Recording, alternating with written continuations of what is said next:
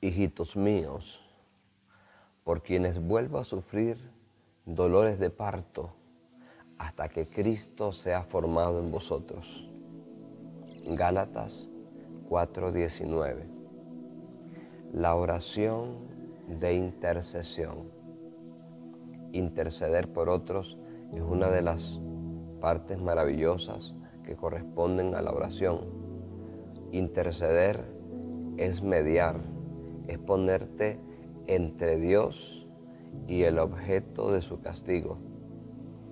En Ezequiel el Señor nos dice: busqué un hombre que se pusiera en la brecha delante de mí, a favor de la tierra, para que yo no la destruyese, y no lo hallé. Esto se encuentra en Ezequiel 22:30. Busqué un hombre que se pusiese entre el pueblo y yo, dice el Señor, para que yo no destruyese la tierra. Dios estaba airado con el pueblo de Israel y se buscó a un hombre que se pusiera a interceder, pero no se encontró. Recordemos, hermanos, que cuando el pueblo de Israel se hizo un becerro de oro, Dios estuvo en el deseo o en la decisión de destruir a ese pueblo. Y Jehová le dice a Moisés: déjame, apártate, déjame que yo destruya a este pueblo y te pondré a ti sobre un pueblo más numeroso y más grande, más poderoso que este, una gente mejor que esta. Y Moisés intercedió por el pueblo, le dice: Señor, este pueblo se ha hecho un becerro de oro, han pecado terriblemente, pero yo te ruego que perdones su pecado. Y si no perdonas su pecado, entonces rae mi nombre de tu libro que has escrito. Qué intercesión más poderosa. Moisés diciéndole a Dios: rae mi nombre de tu libro. Nosotros estamos luchando para que nuestros nombres estén inscritos en el libro de la vida, pero Moisés está intercediendo de manera tal por el pueblo de Israel que dice: Señor, si no me quieres perdonar, entonces si no quieres perdonar a este pueblo, ráeme a mí también de tu libro que has escrito.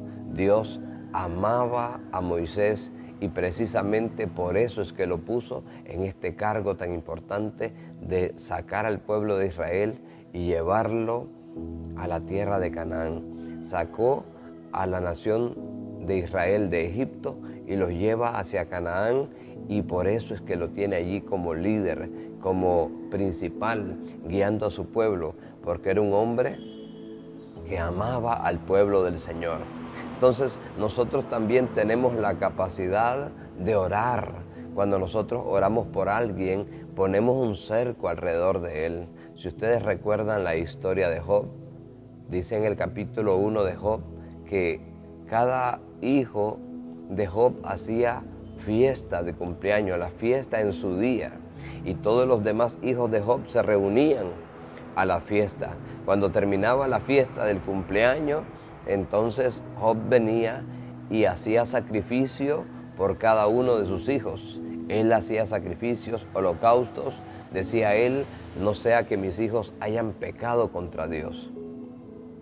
Y se nos dice que Satanás le dice a Dios: has cercado a Job y has dado bendición a la obra de sus manos, queriendo explicarnos el escritor que Satanás había intentado pasar el cerco, había intentado hacerle daño a Job, había intentado hacerle daño a sus hijos y a sus posesiones, pero no había podido.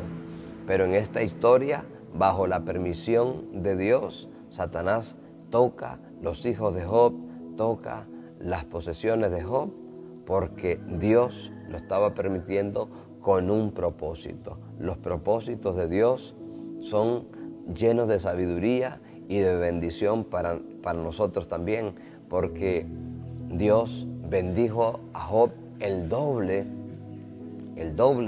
de lo que tenía antes, una vez él había atravesado por la prueba. Entonces, pero veamos que Job intercedía por sus hijos. Nosotros podemos interceder.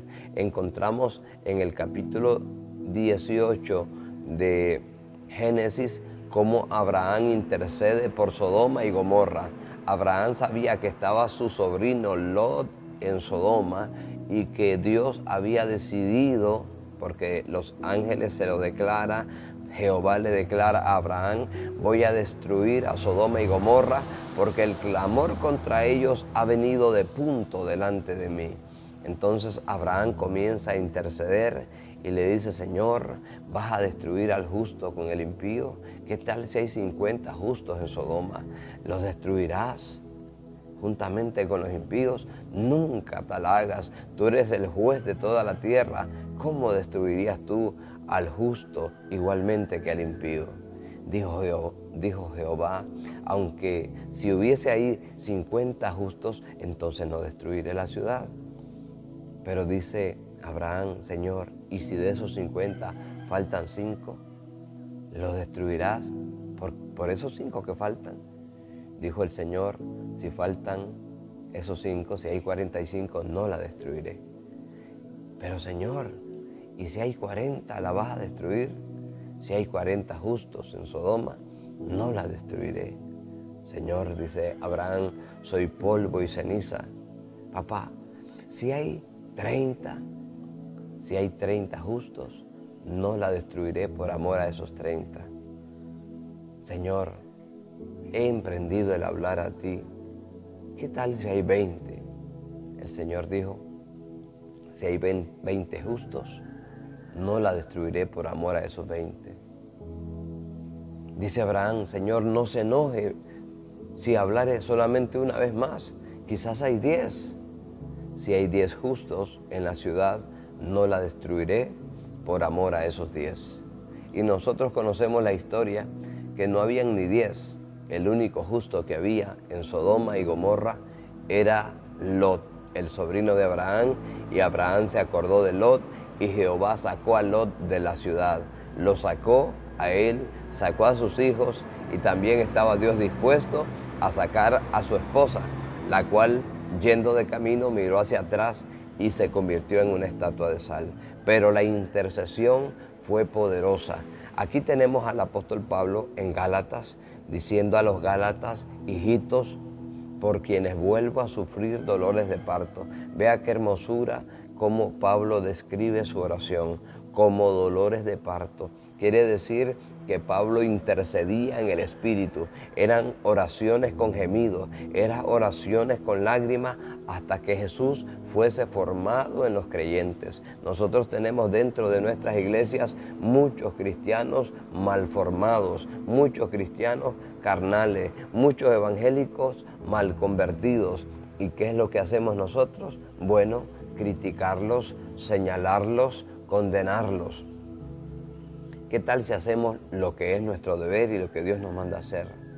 Orar por ellos, interceder por ellos hasta que Cristo sea formado en los creyentes. Nosotros, hermanos, estamos en la obligación, como cristianos ya maduros, como cristianos ya de trayectoria, poder orar y poder aconsejar a aquellos cristianos débiles que no se han convertido de veras. Nosotros podemos en el secreto hacer más que con nuestras críticas públicas. A veces tomamos decisiones de criticar públicamente a las personas, señalarlas y condenarlas, pero ni siquiera hemos orado 5 minutos por ellos.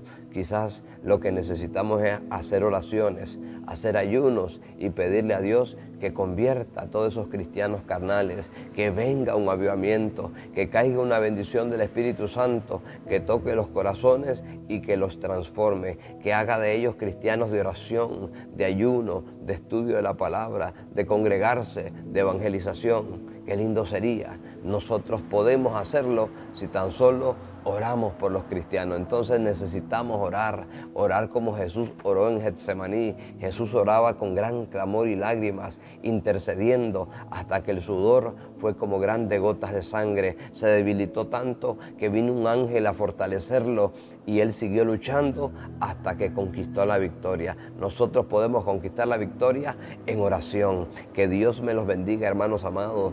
Esta palabra bendiga tu vida y compártela si crees que podemos bendecir a otros. En el nombre de Jesús. Amén.